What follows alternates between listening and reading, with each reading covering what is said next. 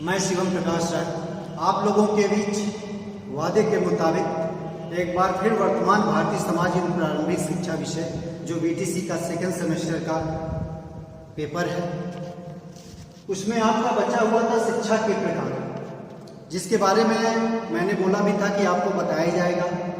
औपचारिक शिक्षा क्या होती है और अनौपचारिक शिक्षा यह क्या होती है। तो दोस्तों, मैं आपको शुरू करना चाहता हूँ औपचारिक शिक्षा होती क्या है। पहले तो मैं शिक्षा के बारे में आपको बता भी दिया हूँ। शिक्षा जीवन प्रयत्न चलने वाली अनवरत क्रिया है। बालक अपने वातावरण से प्रत्येक समय कुछ न कुछ सीखता है। सीखने के उपरांत वह अपने इन बातों को भविष्य में क्या उपयोगी है, क्या अनुपयोगी है, इनको किस दिशा में कैसे लगाना चाहिए, वह अपने सूझ, विवेक और अपनी मानवीय संवेदना के आधार पर उसको हर तरीके से जहां उपयोगी है वहां पे लगाता है। दोस्तों, शुरू करते हैं औपचारिक शिक्षा। यह औपचारिक शिक्षा होती क्या है? हल्की झलक मैंने आपको पहले ही दे दी थी कि यह औपचारिक शिक्षा क्या है, अनौपचारिक शिक्षा है। आज मैं डिटेल में बताऊंगा यह शिक्षा किस प्रकार से, किस जगह और कहां पे उपयोगी है। तो दोस्तों, शुरू करते हैं औपचारिक शिक्षा। औपचारिक शिक्षा वह शिक्षा होती है जिसका एक नियत समय हो, नियत पाठ्यक्रम हो, नियत विषय वस्तु हो और यह एक केंद्र बना के दी जाती है। जो आपने देखा होगा विद्यालयों में जो शिक्षा दी जाती है, 40 मिनट का पीरियड होता है। उसके एक विशेषज्ञ शिक्षक भी होते हैं जो वह शिक्षा देते हैं और सभी छात्रों को पता होता है एक घंटी नियत होती है। उस घंटी के समय सभी छात्र उस शिक्षक की बातों को सुनते हैं, उनके बताए हुए तरीकों को सुनते हैं, जो औपचारिक शिक्षा के अंतर्गत आते हैं। इसके लिए आप समझ सकते हैं वह शिक्षा जिसका एक नियत केंद्र बिंदु हो, नियत समय हो और जिसकी विषय वस्तु पहले से निर्धारित की गई हो और एक तय समय पर वो दी जाती हो, ऐसी शिक्षा को औपचारिक शिक्षा कहते हैं। ठीक। दूसरा आता है आपका अनौपचारिक शिक्षा, जिसे हम निरौपचारिक शिक्षा भी कहते हैं। और अनौपचारिक शिक्षा को हम निरौपचारिक शिक्षा भी कहते हैं। अनौपचारिक शिक्षा यह वैसी शिक्षा होती है जिसका कोई निश्चित विषय और निश्चित समय निर्धारित नहीं होती है और इस शिक्षा को अनियमित शिक्षा भी बोलते हैं। अनियमित शिक्षा इसलिए बोला जाता है क्योंकि इसमें एक निश्चित दिशा निर्देशन भी नहीं होता। परिस्थितियों को देख के व्यवहार रूपी शिक्षा को विशेष बिंदु इसमें माना जाता है। दोस्तों, आपको मैं ये बताना चाहूंगा यह औपचारिक शिक्षा और यह अनौपचारिक शिक्षा किस प्रकार से, कैसे और किस तरीके से पाठ्यक्रम में बच्चों के लिए उपयोगी है, सुलभ है और किस प्रकार से इनका विकास सही ढंग से, उन बच्चों का विकास सही ढंग से हो सकता है। अब आते हैं औपचारिक शिक्षा की विशेषता, जिसके 3 मूल बिंदु हैं जिसे मैं आपको बताना चाहूंगा। पहला है क है आपका औपचारिक शिक्षा नियमित है। औपचारिक शिक्षा जो होती है आपकी नियमित है। इसका मतलब आपका यह हो गया, यह शिक्षा जो होती है आपका लगातार चलने वाली शिक्षा होती है क्योंकि इसके एक विशेष पाठ्यक्रम होते हैं, विशेष दिशा निर्देशन होते हैं और टाइम का एक बाउंडेशन होता है। इस हिसाब से यह शिक्षा चलती रहती है और यह शिक्षा चलने का मूल उद्देश्य यही होता है कि मनुष्य का उसके कार्यों के हिसाब से, उसके भावी भविष्य के हिसाब से कैसे परिस्थितियों के साथ बेहतर सामंजस्य बनाया जा सके, उसको देख के ये शिक्षा दी जाती है। दूसरा है आपका, इसमें शिक्षा के उद्देश्य पहले से ही निर्धारित होते हैं। इसका मतलब यह हो गया कि जो औपचारिक शिक्षा होती है इसमें से पहले से ही जो उद्देश्य बने होते हैं कि जो पाठ्यक्रम है उस पाठ्यक्रम की शैली किस प्रकार से होनी चाहिए, पाठ्यक्रम के दिशा निर्देश किस प्रकार से होने चाहिए ताकि बच्चों पे उसका बेहतर ढंग से और सकारात्मक प्रभाव बने। उस प्रभाव पड़ने के बाद उसका मानसिक जो प्रवृत्ति है, मानसिक जो क्षमता है, वह किस प्रकार से कैसे उजागर होगी ताकि बच्चा अपनी विवेक क्षमता को और आगे ले जा सके। क्योंकि इसका पूरी तरीके से बातों को एक सामंजस्य के हिसाब से, एक व्यवस्थित रूप के हिसाब से, एक उद्देश्य को विशेष आधार बना के हर चीज निर्धारित होता है। तीसरा आपका गौ, इस शिक्षा के निर्धारित पाठ्यक्रम के शिक्षण हेतु शिक्षण विधियां निर्धारित होती हैं, जो इसका पाठ्यक्रम होता है। आप तो जानते ही हो, किसी भी विषय का एक पाठ्यक्रम होता है, एक सिलेबस होता है, उसी के तहत हर चीजों को आवंटित किया जाता है स्टेप बाय स्टेप और अध्याय बाय अध्याय। उसी प्रकार से इसमें जो शिक्षण विधियां होती हैं पाठ्यक्रम की, वो आपने देखा होगा शासन की जो व्यवस्थाएं चलती हैं, जो किताबें चलती हैं एनसीईआरटी वगैरह की, उन सब चीजों को जो भी चीजें हैं पहले से निर्धारित कर दी जाती हैं कि इसकी जो भाषा शैली किस प्रकार से रहेगी, बच्चों को किस प्रकार से सरल भाषा में समझाना है ताकि बच्चे उसको स्पष्ट रूप से अपनी मानसिक संवेदना के आधार पर पूरी तरीके से सहज बना सकें। तो ये सारी चीजें इसमें निर्धारित होती हैं और यह सारे प्रभाव शिक्षक को बच्चों के सामने प्रस्तुत करने पड़ते हैं। जितने ही सरल भाषा में, जितने ही स्पष्टीकरण रूप में वो बातों को उन छात्रों के सामने प्रस्तुत करते हैं, उतनी ही बातें स्पष्ट और सक्षम दिखाई देती हैं। दूसरा आपका है अनौपचारिक शिक्षा। इसे आप निरौपचारिक शिक्षा भी कहते हैं। निरौपचारिक इसलिए बोलते हैं क्योंकि इस जो यह अनौपचारिक शिक्षा है, इसका कोई विषय वस्तु निर्धारित नहीं होता है। परिस्थितियों को देखकर, वातावरण को देखकर, जरूरत को देखकर यह शिक्षा देने की कोशिश की जाती है। क्योंकि यह व्यवहारिक शिक्षा होती है, यह जो शिक्षा आपकी होती है व्यवहारिक शिक्षा होती है। इस वजह से इस शिक्षा को, चूंकि चाहे औपचारिक शिक्षा हो चाहे अनौपचारिक शिक्षा, यह दोनों उपयोगी शिक्षा मानी जाती है, लेकिन औपचारिक शिक्षा को एक विशेष दर्जा दिया गया है शासन और प्रशासन के द्वारा, लोगों के द्वारा, विषय विशेषज्ञों के द्वारा। और यह अनौपचारिक शिक्षा जो होती है परिस्थितियों को देख के जो दी जाती है, व्यवहार रूपी शिक्षा जो होती है उसको देख के दी जाती है, क्योंकि इसका कोई विशेष निर्वहन करने वाला नहीं होता। लेकिन विशेष दर्जा औपचारिक शिक्षा को ही दिया जाता है। इसकी विशेषता को मैं बता देना चाहता हूँ। अनौपचारिक शिक्षा की विशेषताएं क्या है?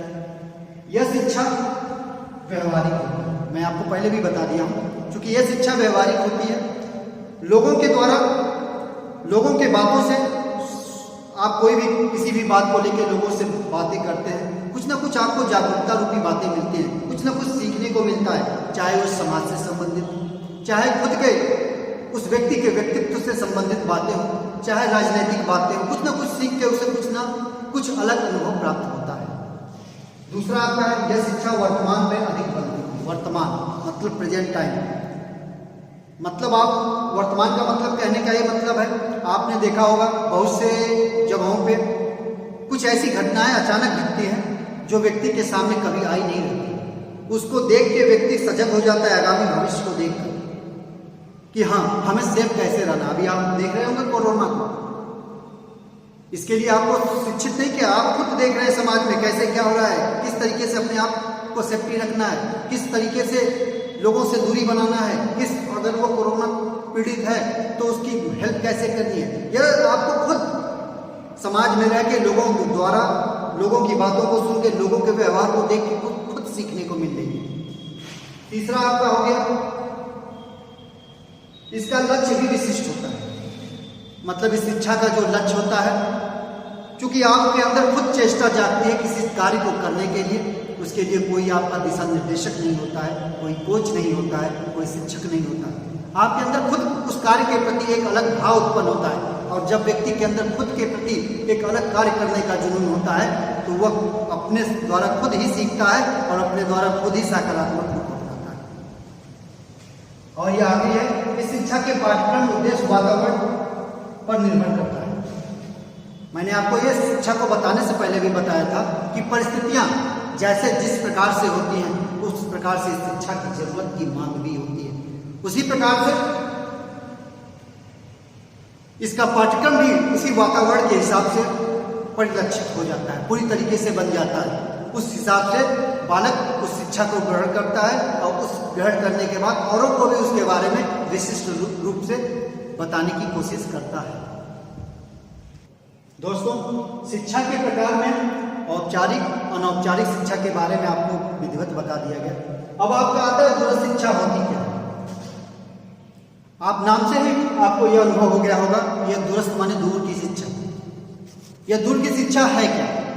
दूरस्थ शिक्षा एक दूरदर्शी शिक्षा है जो एक बहुउपयोगी शिक्षा मानी जाती है। इसे अनेक नामों से भी जाना जाता है, जैसे मुक्त अधिगम वाली शिक्षा,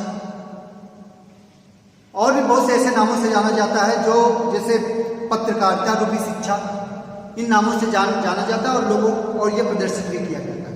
मैं आपको बता देना चाहता हूँ दूरस्थ शिक्षा का मतलब क्या है। दूरस्थ शिक्षा आप क्या सोचें इसके बारे में? वह शिक्षा जो न तो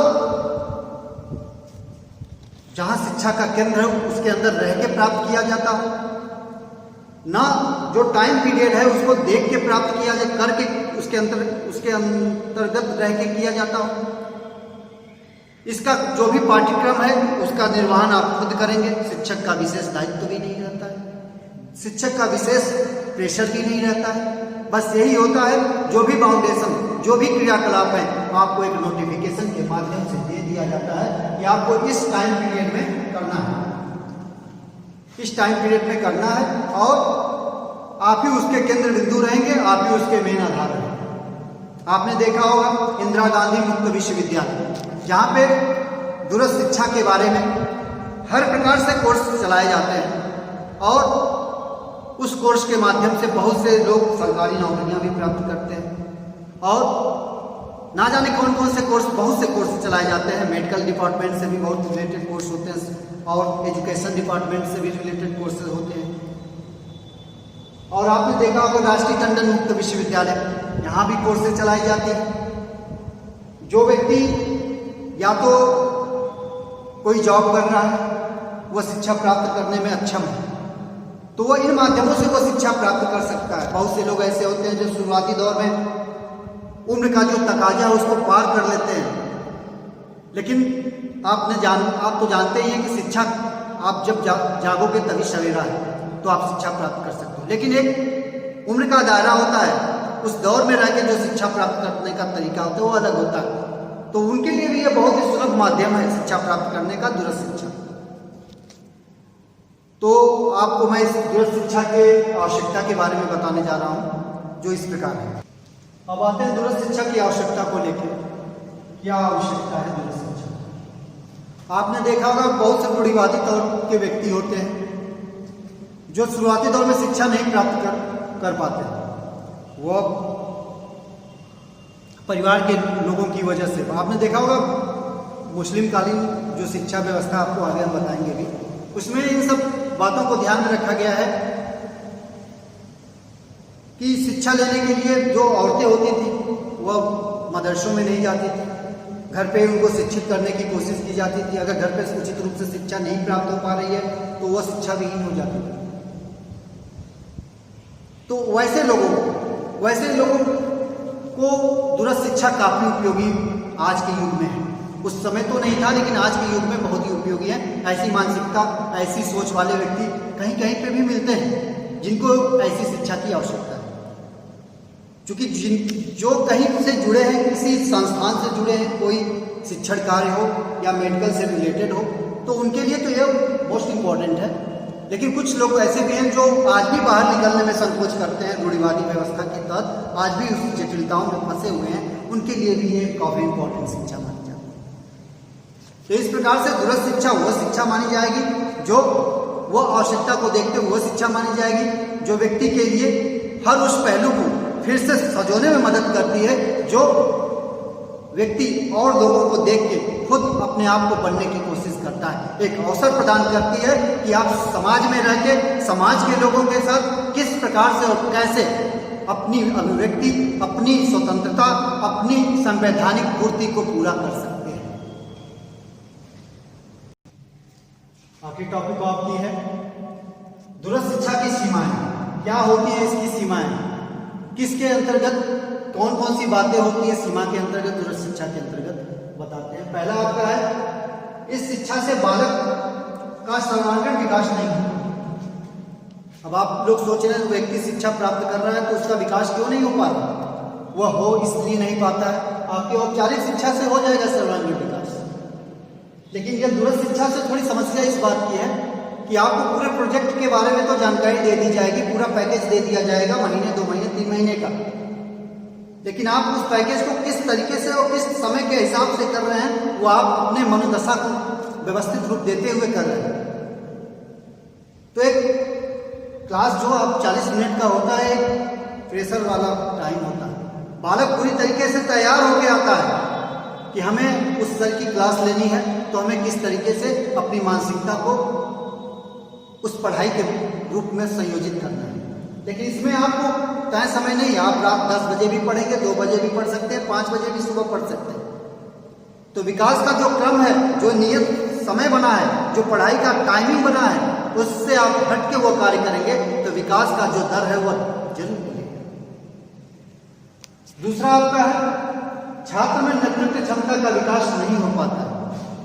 जाहिर सी बात है, आप घर पे रह के किसी संस्थान से दूर रह के कोई भी चीजें आप करेंगे तो आपके कौशल को, एक शिक्षक ही एक ऐसा रूप होता है कि वह आपको नेता भी बना सकता है, अभिनेता भी बना सकता है, डॉक्टर भी बना सकता है और इंजीनियर भी बना सकता है। तो यह कौशल को पहचानने वाला वह आपका शिक्षक आपके साथ नहीं रहेगा, जो विद्यालय में वह शिक्षा देता है शिक्षक, वह आपके साथ नहीं रहेगा, तो आपकी क्षमता का पूरी तरीके से प्रमाणित रूप सजोने वाला न रहने की वजह से आपके अंदर जो नेतृत्व क्षमता का विकास है, नेतृत्व क्षमता का जो रूप है, लीडरशिप की जो प्रवृत्ति है, वो वहीं की वहीं धरी रह जाती है। तो वो यह आपका जो दूरस्थ शिक्षा है, इसकी सीमा यह इन बातों को इंगित करता है कि यह वैसी शिक्षा होती है जो छात्र की नेतृत्व क्षमता का विकास नहीं करने वाली शिक्षा मानी जा सकती है। यदि दूरस्थ शिक्षा जिन साधनों पे निर्भर है, अगर वह साधन उच्च कोटि के नहीं है, एक पूरी तरीके से प्रमाणित नहीं है शासन स्तर के, तो भी विकास अवरुद्ध रहता है, विकास सकारात्मक और सर्वांगीण रूप से नहीं हो पाता है और व्यक्ति पूरी तरीके से सर्टिफिकेट तो प्राप्त कर लेता है, लेकिन आगे आने वाले भविष्य में वो अपनी शिक्षा का उपयोग सही रूप से और आम जन तक पहुंचाने में असफल रहता है। दोस्तों, आज की वीडियो बस इतना है। मैंने आज आपको अध्याय 1 खत्म कर दिया है, जो शिक्षा से जुड़ी हुई बातों को लेके था, शिक्षा की संकल्पना को लेके था। कल से एक नया अध्याय शुरू होगा, जिसके बारे में आपको मैं सिलेबस में पहले ही बता दिया हूँ, और कल से ही आपको 4th सेमेस्टर के विषय शांति शिक्षा, जो कल से पहली बार शुरू होने जा रहा है, उस विषय को लेकर भी मैं उपस्थित रहूंगा। तब तक के लिए आपको धन्यवाद और आपसे विशेष निवेदन है, आप सुरक्षित रहें और सभी लोगों को सुरक्षित रखने की कोशिश करें। इन्हीं बातों के साथ धन्यवाद।